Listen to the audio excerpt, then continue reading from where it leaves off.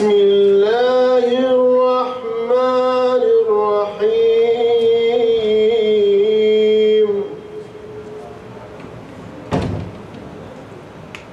ولو أنهم أقاموا التوراة والإنجيل وما أنزل إليهم من ربهم لأكلوا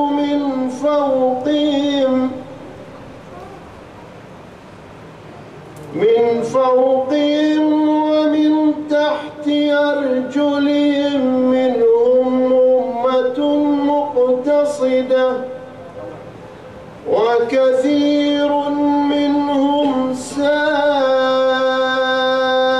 ما يعملون. يا أيها الرسول بلغ ما أنزل إليك من ربك وإن لم تفعل فما بلغت رسالته والله يعصمك من الناس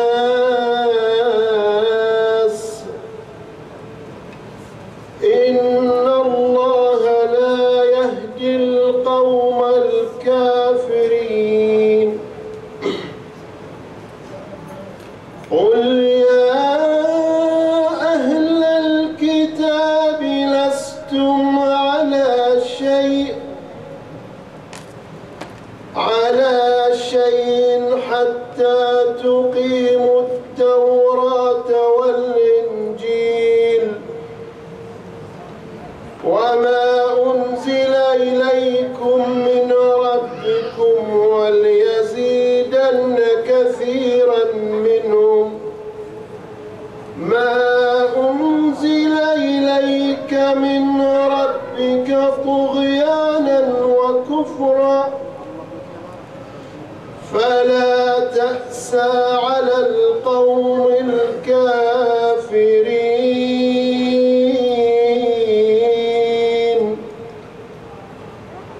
إن الذين آمنوا والذين هادوا والصابئون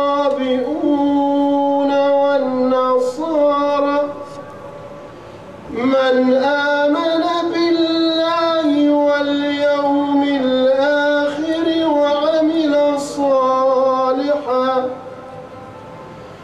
فلا خوف عليهم ولا هم يحزنون.